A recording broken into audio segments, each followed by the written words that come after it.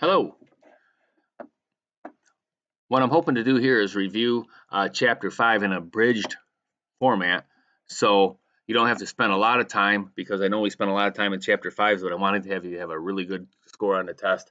So a couple of key points is what I really want to um, spend some time doing with you. So I'm going to go through this fairly quickly, so please pay attention, and we should be okay.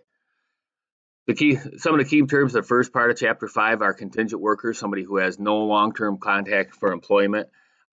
Intermediaries, we'll talk about those in a second, but those are, whenever you hear of intermediaries, you think of retailers and wholesalers. Those are the guys who, buy in quantity and sell in a smaller amount.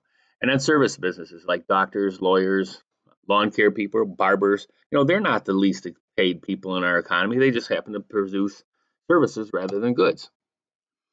20% of the world's goods and services are provided by the U.S. economy. That is a crazy number. I mean, we're not that big of a country, but we are so productive, and that's why a lot of other countries pay close attention to what we do.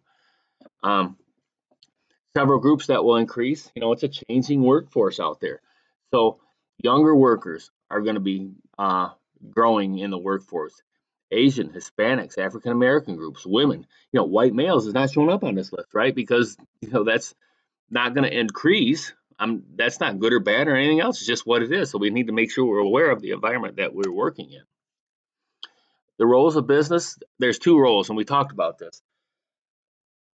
The most important thing is businesses make and distribute products and services for consumers, government, and other businesses. That's the most important role. Yes, they provide employment for people, and I'm sure some people would say that's the most important. But at the end of the day, if they're not successful, they can't provide employment. So we got to keep that in mind. Businesses are in business to do business, and if they're unsuccessful, there is no employment. So that's the most important thing.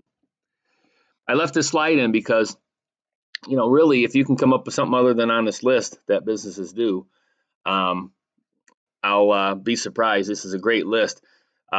Businesses have to start with generating ideas. And once they do that, they raise capital either by pulling it out of their own pocket or getting somebody to invest in them. And then they have to employ or train personnel. And sometimes it's just themselves, get themselves up to speed. Buy goods and services, they sell their goods and services, and they maintain business records.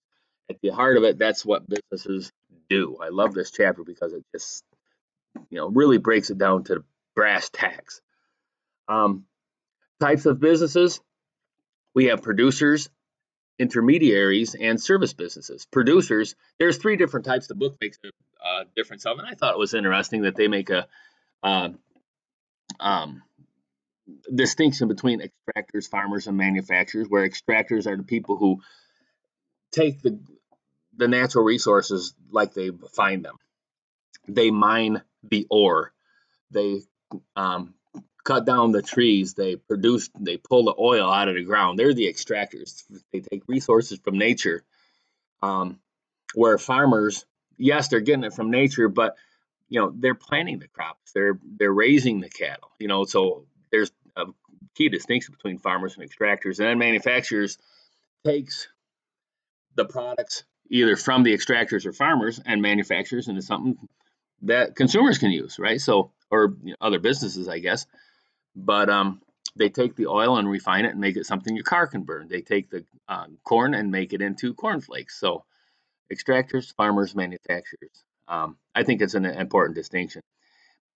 As far as terminology, intermediaries just means, again, retailers or wholesalers. They buy in big quantities and sell it in smaller quantities. That's where they make their money in the margins. And then service businesses, again, they're not the least paid people. They just provide services instead of goods. So if you happen to have the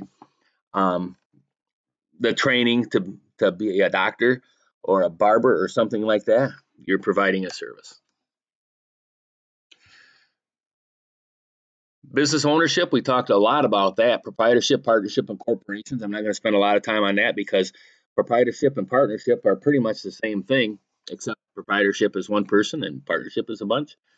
But, other than that, you can start doing business as a proprietorship just by starting to do business. By, virtue of law, you are a proprietorship just by the fact that you've done business.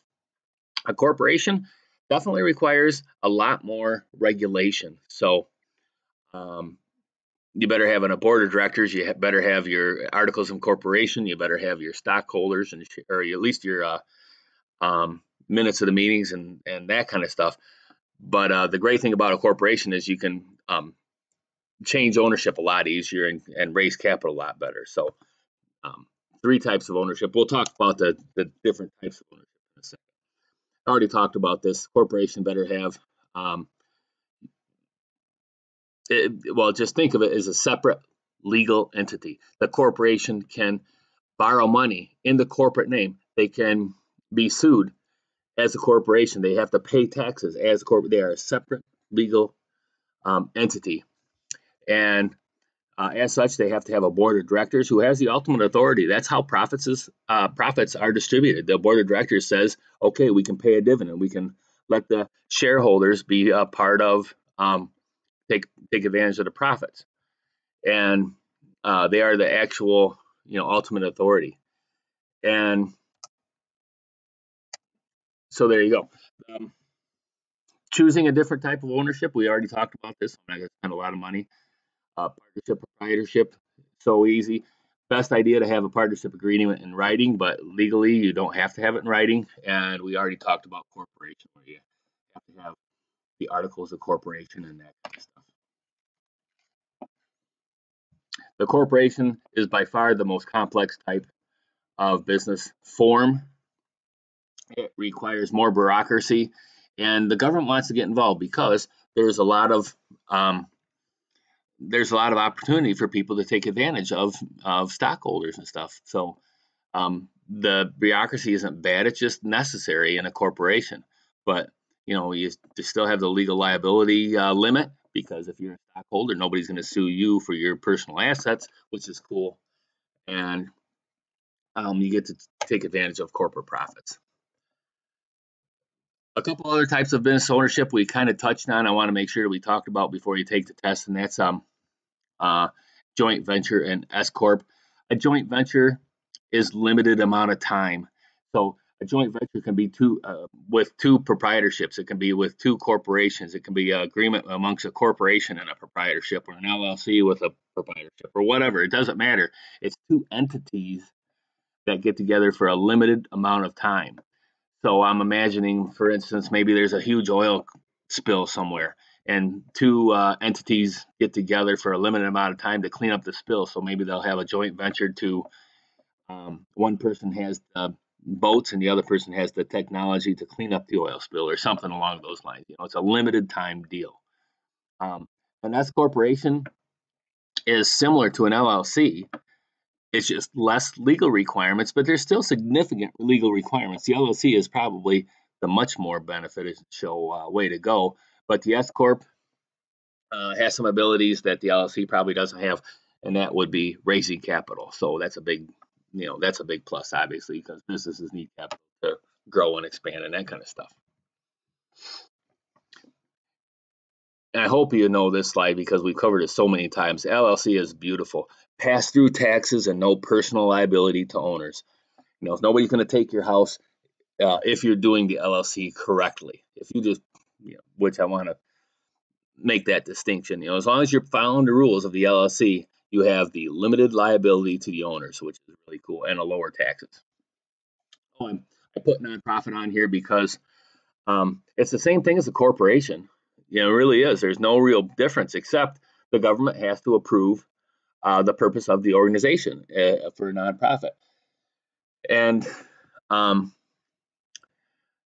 why would you do it? Because for a nonprofit, the government gives nonprofit corporations preferential tax treatment, on their entity. So, nonprofit has some advantages, but the government has to approve why you're doing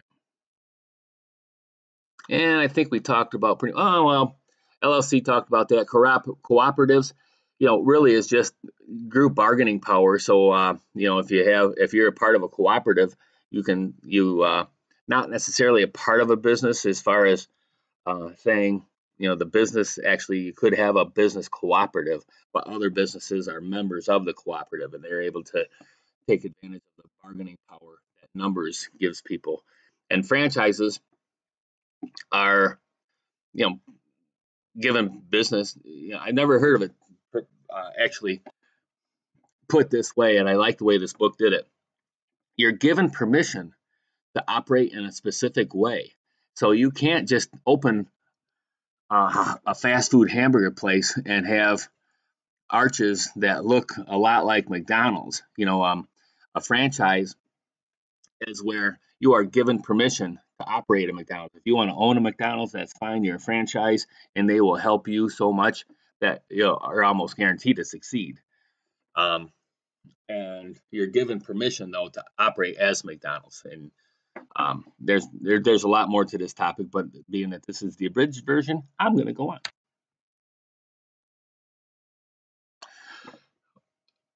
We the last part of the unit really talked about effective business organization design. So one of the things that where it first started before it gets into actual, the business hierarchy and stuff was mission statement, goals, policies, and procedures. And I loved the activity that we did where we did mission statements, because this is really why the company is in business. What wasn't Starbucks, I think, when we talked about their vision statement was to give peace and serenity one cup of coffee at a time or something like that. I love those mission statements. That's why they're in business. That's the thing that motivates employees, where the goals are how do we do it? What do we want to do to accomplish this mission? So the goals point back to the mission statement. Policies and procedures, the policy are the guidelines and procedures are the procedure. Procedures,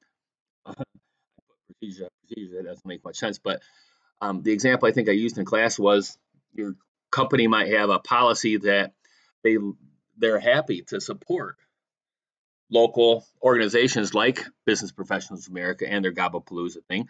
So their policy is, yeah, we love to do that stuff. Their procedure could be that you have to file the paperwork at least 30 days in advance, and you have to fill out this particular form and tell about the purpose and all that kind of stuff. So the policies are the guidelines, where the procedures is how to. The book made a distinction about this, and I thought it was worth mentioning again: responsibilities, authority, and accountability. Where your responsibility as a manager of a business, for instance, might be, that you have a certain department that you have to produce, a certain product and on this specification. So your obligation to complete specific work. Where your authority is, what rights do you have? Yeah, you might have a bunch of people underneath you, but do you have the authority to hold those people accountable, to set guidelines, to, do that kind of stuff? So what is your authority, to be able to accomplish your responsibility? So there's a distinction there. And then accountability is taking responsibility for your results achieved. You might have, you have to be able to track them and take it to your boss and show them how well you've done, hopefully, or if something didn't go right, which is going to happen because that's just the way life is, come up with plans to make it better. But, your accountability. So that is, part of the principles of effective organization. What is a person's responsibility? How much authority do they have? What are their accountability standards? Very important. I love this one, especially the unity of command, and I did it a couple times in class where I've asked, what is the example of a good unity of command? And a couple times students came up with awesome answers where they said, unity of command is when somebody knows who to report to. And you know what? Fine, good, stop right there. There's nothing worse in an organization. All right, there's probably worse things, but it's a very bad thing in an organization where you have an employee who doesn't know who their boss is. They have to do one thing, and then somebody else comes through and tells them to do something else.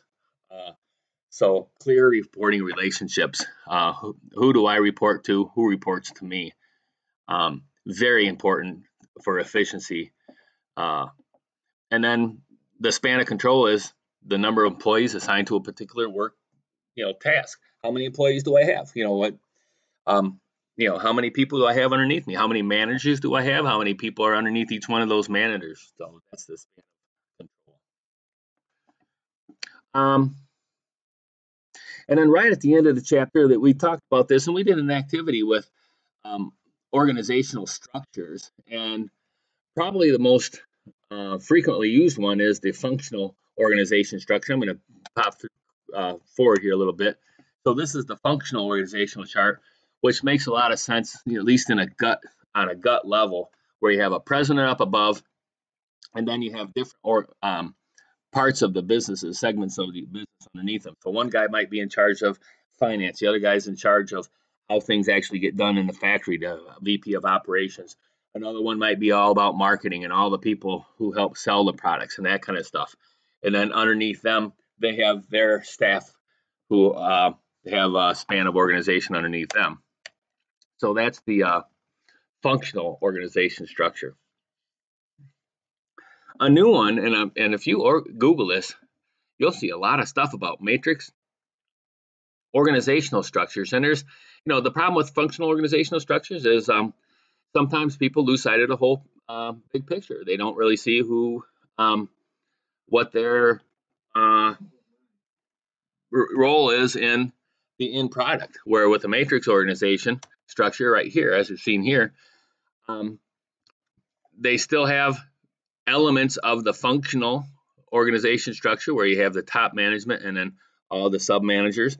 But then you have individual project managers where, I can imagine where Boeing might have research and development, and they have a project manager for the research and development. Maybe they have also a project manager to be able to build the new B727s, and all the people representing them. And if you do, and as it turns out, the matrix organization, you end up with a couple different bosses. So right away, the big question would be, well, what about unity of command in a matrix organizational chart?